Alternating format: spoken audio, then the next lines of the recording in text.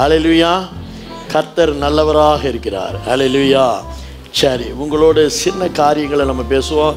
சனிக்கிழமை 1ஆம் தேதி வர்றதுனால ஒட்டுக்கா ஞாயிற்றுக்கிழமை போய்க்கலாம் அப்படிங்கிற பழக்கத்தை விட்டுடுங்க.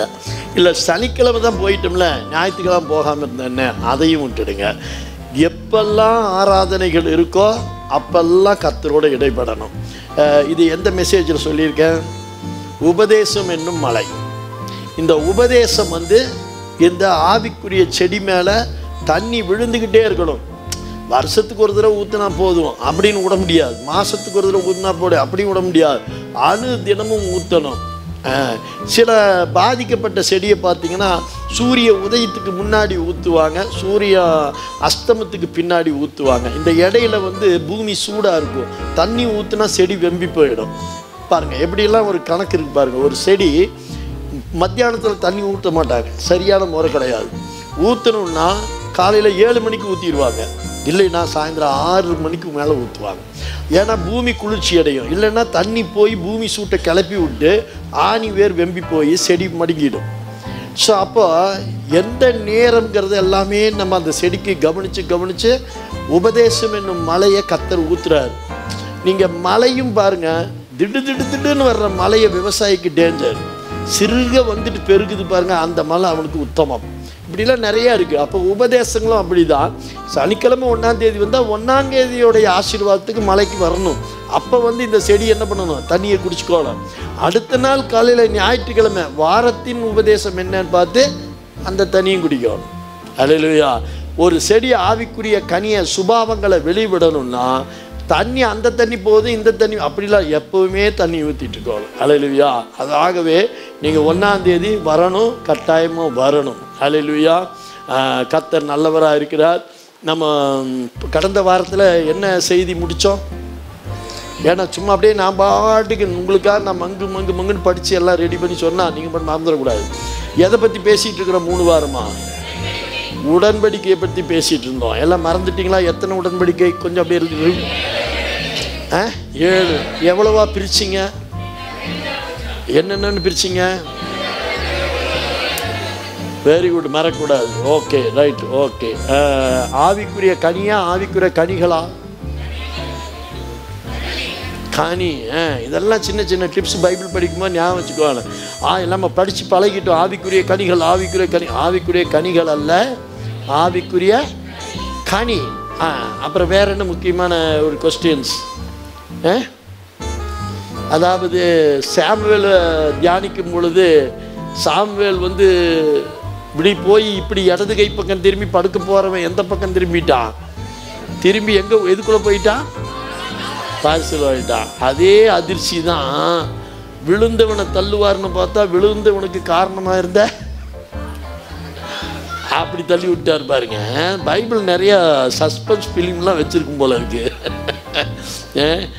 விழுந்தவர்களுக்கு காலமாக. அப்போ நாம் தப்பும் செய்ய முடியாது. அது ஒன்று தெரிஞ்சுங்க. நம்ம தப்பு காரணமாக இருக்கிற நபரோ அல்லது எந்த காரியத்தையும் தள்ளுறாருங்கிறதுக்காக நம்ம தப்பு செஞ்சிட முடியாது. அதுக்கு 2 வைப்பார், ஆனால் துரத்த மாட்டார், அவ்வளோதான். அதுக்கு 2 வைப்பார், ஒரு தண்டனை. அதனால் ஏற்பட்ட இது பண்ணி உன்னை சீர்திருத்தி உன்னை பாராட்டி தாயும் அவரே தந்தையும் அவரே தாளாட்டுவார் சீராட். இதெல்லாம் அவர் செஞ்சு உன்னை என்ன பண்ணுறாருமா? பரலோகத்துக்கு கூட்டிகிட்டு போகிறார். ஹல்லேலூயா. சரி, கவலைப்படாதீங்க. இன்றைக்கி சீக்கிரமாக ஒரு 3-3:30 முடிச்சிடலாமா? Very good. ஆமேன்னு சொல்லுங்க பார்க்கலாம். எங்கள் சத்தத்தையே காணும்.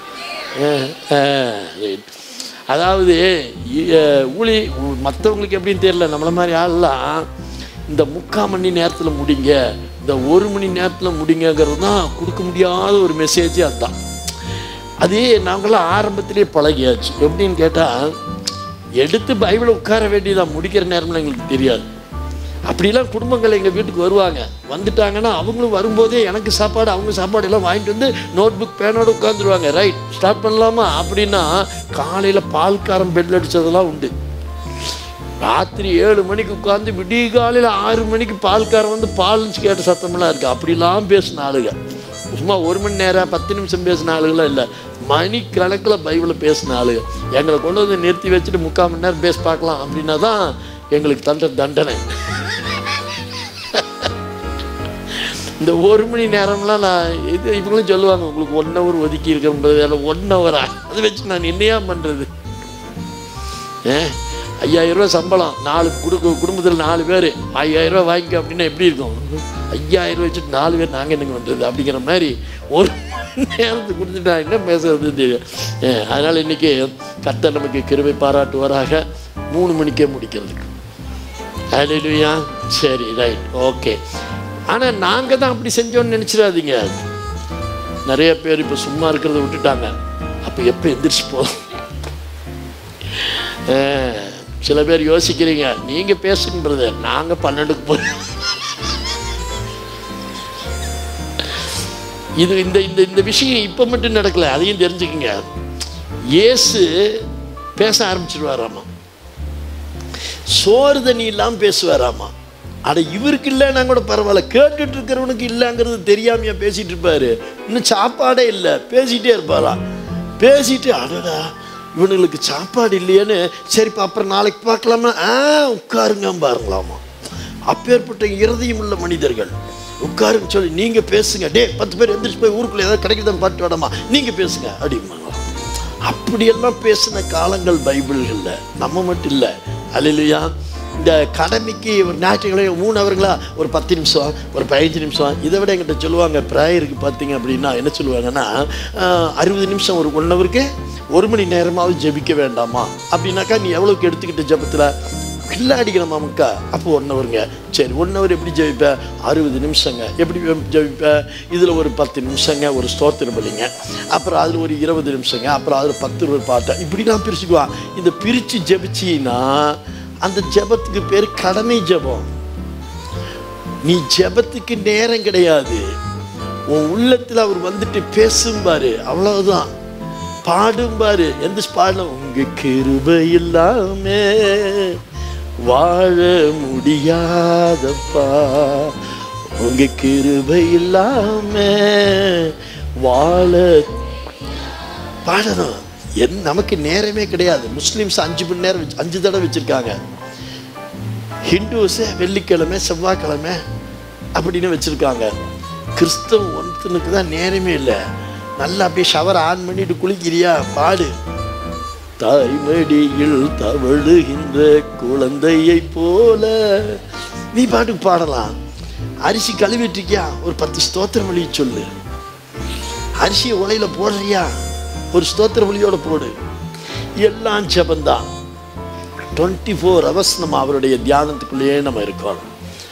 நீங்கள் இருந்துட்டீங்கன்னா உங்கள் திட்டங்களை அவர் போட ஆரம்பிச்சிடுவார். முதல்ல அது தெரிஞ்சுக்குங்க. நம்ம பிளான் பண்ணிட்டு இருக்கிறோம், என்ன பண்ணலாம் என்ன பண்ணலாம், பண்ணணும். இல்லை அதுக்காக பண்ணாமல் விட்டுறாதீங்க, பண்ணுங்க. ஆனால் என்னமோ நீ தான் இறங்கி வேலை செய்கிறவங்களோட சர்ச்செல்லாம் விட்டுருவேன். அதுதான் பிரச்சனையே. சர்ச்சுக்கு போக மாட்டேன், அது போட்டேன். நீ உன்னை நினைக்கணும், சபைக்கு போகிறது கரெக்டாக போகணும். நீ ஒரு பிளான் பண்ணணும், ஆராதனையில் நிற்கிறதுல தவறக்கூடாது. இப்பேற்பட்டவனை பார்ப்பாரு, அவனுக்கு என்ன ஐடியா கொடுத்தா அவன் நகருவான்னு பார்ப்பாரு. நம்ம மூளையை கிண்டி விடுவார் பாருங்களேன். இந்த சிந்தனைக்குள்ளே போன்னு நம்மளை தள்ளி விடுவார். தள்ளி விட்டோன்னு பார்த்தீங்கன்னா வாசல் தெரியும். நமக்கு தப்பிக்கவே தெரியாமல் எத்தனை நாள் இருந்திருக்கும் தெரியுமா? நீங்களாம் உணர்ந்தீங்களா என்னன்னு தெரியல. நானெல்லாம் இந்த பைபிளுக்கு முன் பைபிளுக்கு பின் நான் சொல்லுவேன் தெரியுமா? பைபிளுக்கு முன்னே நான் எந்த யோசனையும் வராது. எதில் போனாலும் கடனில் சிக்கிக்குவேன், எதை தொட்டாலும் கடனில் சிக்கிடுவேன். ஆனால் பைபிளை தியானிக்க ஆரம்பித்த பிறகு பார்த்தீங்கன்னா இந்த பிரச்சனை வருதேமே நல்ல மூளை வேலை செய்யும். நீ எப்படி எஸ்கேப் ஆக முடியுங்கிற ரூட்டை உனக்கு காமிப்பார். அந்த நினைவுகளை உனக்கு உண்டாக்குவார். ரொம்பவும் நான் யோசிக்கலன்னு வச்சுங்களேன், அதுக்கு சம்பந்தப்பட்ட ஆளை நமக்கு முன்னாடி கொண்டு வந்து நிறுத்துவார். எவ்வளவு நடந்திருக்கு. நீங்கள் என்ன நினச்சிட்டு இருக்கீங்க? சும்மா சனிக்கிழமை போனால் ஞாயிற்றுக்கிழமையும் போகணுமா? இதெல்லாம் பிளான் போடாதீங்க. அப்புறம் அவர் பிளான் போட்டுருவாரு.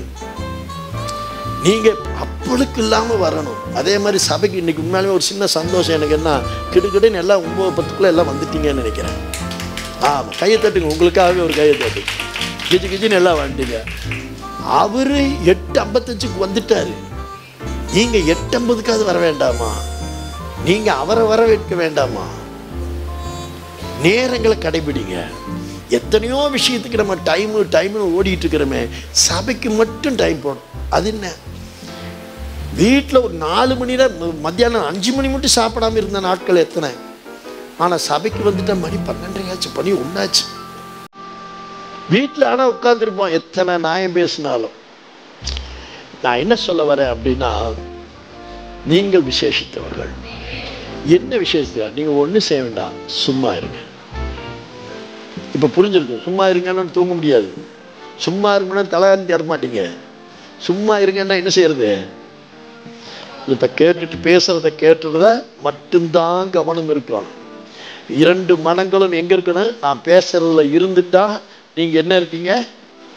சும்மா இருக்கீங்க. Very good. இப்ப புரிஞ்சிச்சு. Very good. God bless you.